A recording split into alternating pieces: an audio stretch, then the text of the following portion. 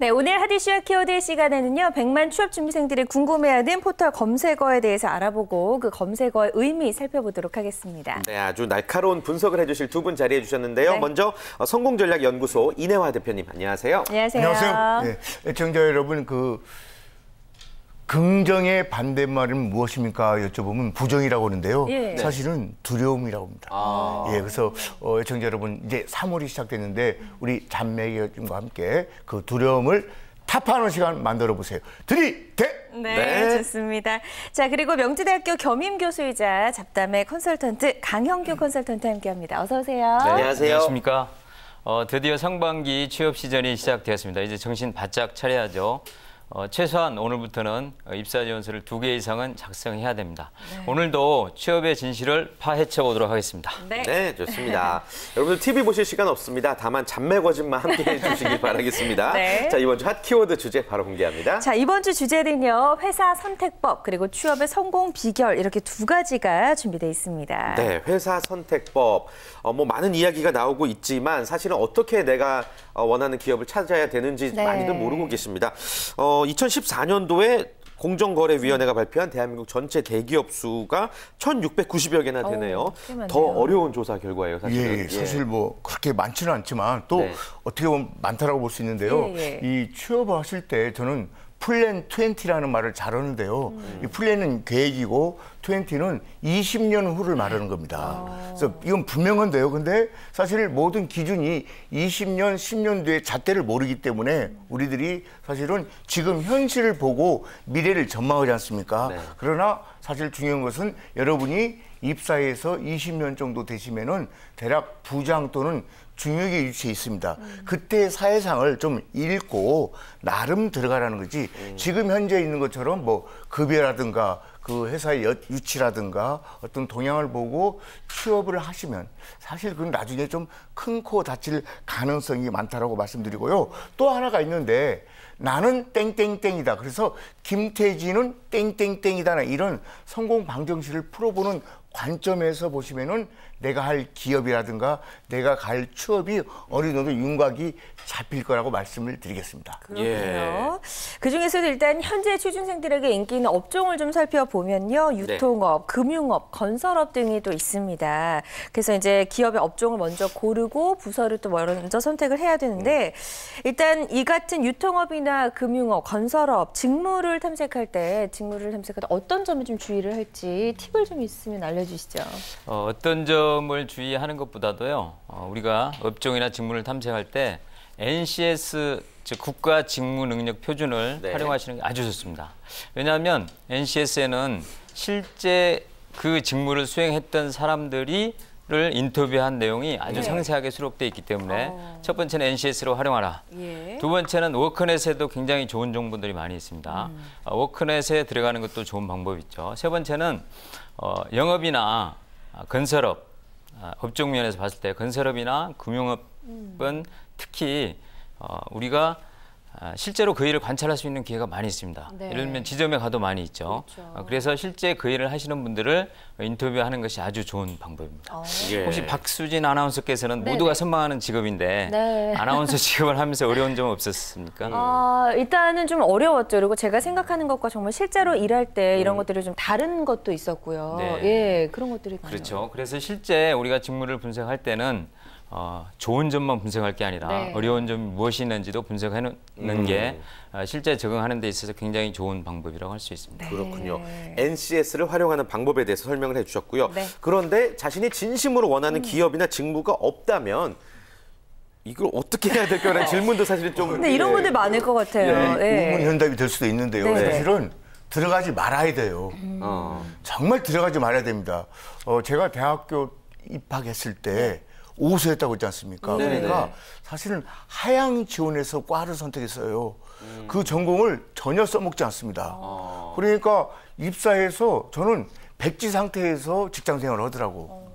그래서 저는 되게 이제 중요한데 이 대목에서 만약에 이러지도 저러지도 못해서 내가 이제 먹고 살아야 된다. 뭐 가장 역할을 한다든가 아니면 이미 결혼한 상태다 그러면 일단은 그 직무나 기업을 따지 말고 들어가서 이전직이라는 프로그램을 자기가 별도 가동시켜야 됩니다.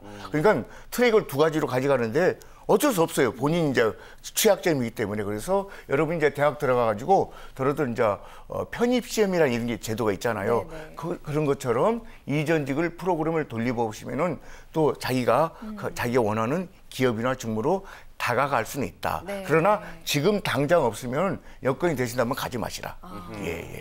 저도 뭐 적극 동의하는데 사실 대기업에 들어가도 1년 이내에 뭐 20%, 또 적게는 10%가 퇴사를 합니다. 그 어려운 경쟁을 뚫고도. 이런 사람들의 대부분을 보면 사실 자기가 원했던 직무가 아니기 때문에 퇴사를 하는 거죠. 따라서 인생을 처음 선택하는 시기에 있어서 자기가 좋아하는 일, 잘하는 일을 정확히 찾아서 들어가는 게 굉장히 중요한 부분이라고 생각이 됩니다. 그래도 그럼에도 불구하고 이제 너무나 불안한 마음에 막무가내 지원을 하시는 분들 굉장히 많습니다. 그래서 뭐 최대한 많은 기업의 이력서와 자소서를 작성을 해서 지원을 해라 이런 이야기도 있는데 여기 대해서 당연히 반대하시겠네요. 아니요, 그렇지는 않습니다. 직무는 집중해서 선택을 하되 지원을 할 때는 많은 지원을 해야 되는 게 저는 맞다고 봅니다. 일반적으로 서류 전형 합격률이 서울 지역이나 경기 지역 출신 학생들의 경우를 보면 10%에서 20%입니다.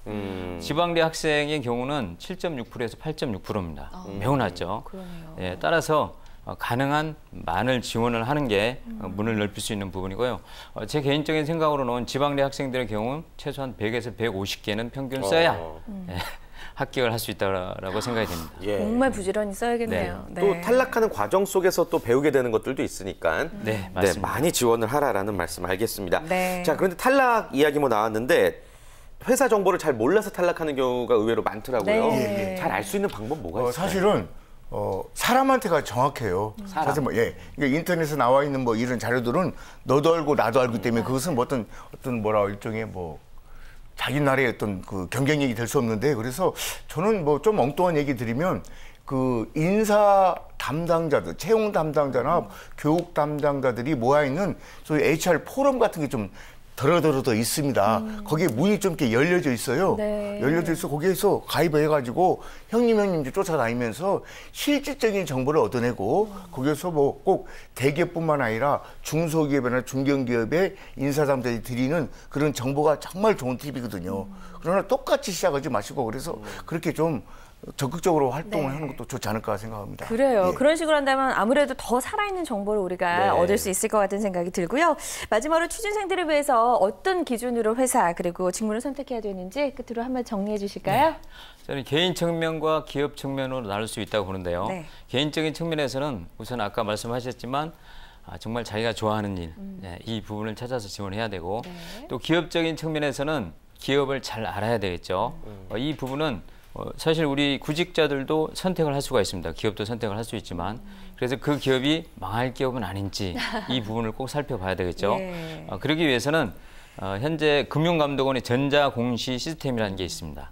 그래서 다트라고 하는데요. 이 부분을 치고 들어가면 뭐 최근뿐만 아니라 과거까지 재무제표가 상세히 나와 있습니다. 그래서 이 부분을 꼭 보고 최근 3년의 매출액이나 영업이익 추이를 보시고 과연 내가 봉사할 만한 회사인지 또 나를 헌신할 만한 회사인지를 꼭 살펴보고 지원하는 게 바람직하다고 볼 수 있습니다.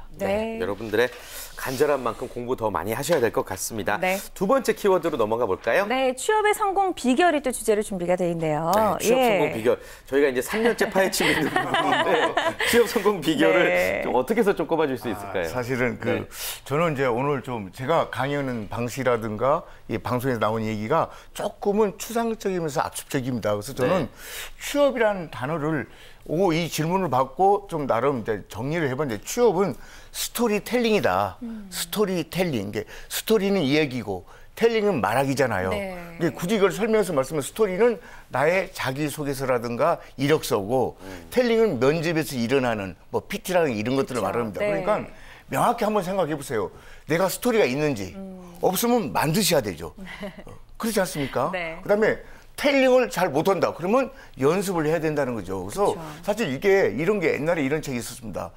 개그맨 전은성 씨가 이 컴퓨터 책을 냈었어요. 그래서 컴퓨터 전은성 씨처럼은 7일 만에 끝난다. 이건 사기거든요, 사실은. 그래서 이런 건 없어요. 이런 건 없습니다. 그 제목이지. 그래서 결국은 어느 정도 뜸도 들여야 되고 그래서 다시 말씀드리자면 나는 스토리를 갖고 있는지 없으면 만들어라. 그다음에 텔링을 못한다. 그러면 연습하라. 이 방법밖에 없는데 그렇죠. 그 밖에 그거를 말한다고 해서 그분은 기사를 사기를 치고 있다고 보시면 되겠어요. 예. 네, 좀 재밌게 얘기를 해주셨는데 네. 우리 취준생 여러분들 일단 좀 자신감을 갖고 본인의 스토리를 발굴하는 데 집중을 하셔야 될 것 같고 이 대기업의 합격자들을 쭉 살펴봐도 우리가 좀 공통점을 알 수 있을 거예요. 그렇죠. 그러면 합격의 비결을 알 수 있지 않을까 싶거든요. 맞습니다. 예. 대기업 합격자들의 공통점을 보면 제가 주변에서도 많이 봤는데요. 미리 준비하는 겁니다. 미리. 예. 미리 준비, 기본 스펙도 중요하지만 대기업에는 인적성 검사나 필기 시험이 있기 때문에 미리 준비하지 않으면 성공할 수 없다. 네. 두 번째는 철저한 기업 분석이 있어야 됩니다. 그래서 요즘은 가치 역량 중심의 채용이 이루어지고 있기 때문에 그 기업의 인재상을 분석하되 인재상이 보면 보통 3개, 4개, 5개가 있습니다. 네. 이걸 다 분석할 수는 없죠. 이 중에 특히 중요한 인재상이 있습니다. 이 부분을 공략하는 게 매우 중요하고요. 마지막으로는 직무 중심으로 준비도 해야 되겠지만 이에 못지않게 또 다양하고 폭넓은 경험을 쌓는 것도 굉장히 중요하다고 볼 수 있습니다. 적응까지. 좋습니다. 그리고 또 이제 기본 스펙에 대해서도 저희가 늘 말씀을 드리고 있는데 이 기본 스펙을 갖추지 못한 쉽게 말해서 학벌이나 이제 학점이 좋지 못한 경우에 어떻게 해야지 또 취업에 성공할 수 있을까요? 그래서 이제 이게 하드웨어 측면에서 안 갖춰진 분이 있죠. 저희가 이제 오늘 방송 전에 잠시 이제 우리가 이제 환담을 좀 했었는데 네네. 하드웨어가 안 되면 결국은 소프트웨어로 반전을 시킬 수밖에 없습니다. 그래서 인생이라는 단어 영어 라이프라는 단어를 보면 if는 만약이지만 이것을 좋은 뜻으로 해석하면 인생은 반전 드라마라는 거죠. 반전 드라마. 그러니까 반전하려면 하드웨어는 나쁘지만 소프트웨어를 강화해라. 그래서 내가 스펙이나 여러 여건이 안 좋으시면 결국은 직무 역량을 강화하는 수밖에 없어요. 그 직무 역량을 강화하는 방법은 아까 우리 대표님께서 말씀하셨지만 더 열심히 해서 나만의 것을 찾으자는 그 가장 좋은 방법은 only 그러니까 zero to one이라는 책이 나와 있는데요.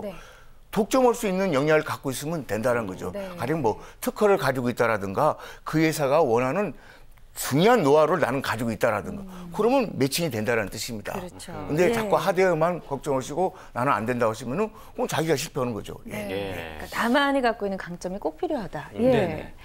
좋은 말씀 해주셨는데 제가 아는 친구 중에 김진수라는 친구가 있었거든요. 실명까지. 괜찮습니다. 토익이 650점이 안 됩니다. 근데 이 친구는 오로지 아까 말씀하신 대로 올리원 전략을 택한 거죠. 그래서 1학년 때부터 자동차에 미쳤습니다. 자동차 동아리 또 자동차에 관련된 교육 모든 걸 다 받았어요. 이렇게 미쳐 있다 보니까 현대자동차에서 인정을 해준 거죠. 그래서 자폐어라고 있는데요.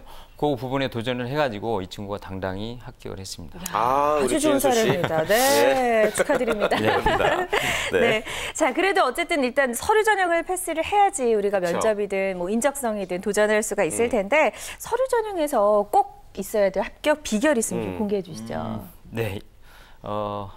앞에서도 많이 말씀을 하셨지만 일단 입사지원서를 잘 작성을 해야 되겠죠. 요즘은 특히 자기소개서를 꼼꼼히 훑어보는 편이기 때문에 입사지원서를 잘 작성을 해야 되고요. 두 번째는 계란을 한 바구니에 담지 않아야 됩니다. 우리가 보면 주식 투자를 할 때도 마찬가지죠. 한 기업에 올인했다가 쪽박차기 십상이지 않습니까? 그래서 포트폴리오를 구성하라. 예를 들어서 내가 준비한 스펙이 대기업 수준일지라도 대기업만 지원해서는 안 됩니다. 예를 들면 대기업 50%, 중견기업 30%, 중소기업 20%. 혹시 내가 속한 수준이 중견이라면 중견기업 50%, 대기업 30%, 중소기업 20% 이렇게 분산 지원을 하면 훨씬 더 좋은 전략이 될 수 있을 거라고 생각이 됩니다. 네, 좋습니다. 자, 그리고 면접에 관련해서도 한 가지만 질문 더 드려보겠습니다. 들어오는 걸음걸이만 봐도 합격 불합격자를 알 수 있다고 하던데 어떤 태도를 보이는 게 제일 중요하다고 보세요? 사실은 그 대기업 인사 쪽에 계신 분들은 다른 직무에 계신 분보다 촉이 좋은 사람들입니다. 결국 이제 사람 관계이기 때문에 이게 채용뿐만 아니라 노사 문제 안에서 복잡한 문제, 그다음에 승진 채용 이렇기 때문에 그분들의 촉을 함부로 보수주면 안 됩니다. 그래서 이제 이시지방 같은 경우는 문 따고 들어올 때부터 봅니다. 사실 문 열고 들어올 때부터 보고 문 닫고 들어가고 나가서 대기실까지 다 체크를 합니다. 그러나 그런 말은 하지 않죠. 그래서 사실은 결국 이제 아까 말씀드렸지만 스토리텔링 중에서 가장 중요한 텔링인데 이 부분은 태도가 사실은 없어요. 꼼수 부리시면 안 돼요. 그래서 결국은 언젠가 제가 한번 말씀드리는데 네. 진실하게 성실하게 붙였다 보면요. 언젠가 진실의 문이 열리게 돼 있거든요. 근데 여기까지는 고민하지 마시라. 나의 모든 것을 나의 다음을 그냥 보여주시면 되면 되는 거고 안 되면은 다음 넥스트로 가시다 이런 말씀을 드리겠는데 함부로 하시면 안 된다는 거죠. 네. 네, 좋습니다. 자, 두 분의 이야기 잘 참고하셔서 상반기 공채 좋은 결과가 꼭 있기를 바라겠고요. 네. 하디쇼 하키워드 함께해 주신 두 분과는 인사 나누겠습니다. 고맙습니다. 고맙습니다. 고맙습니다. 고맙습니다.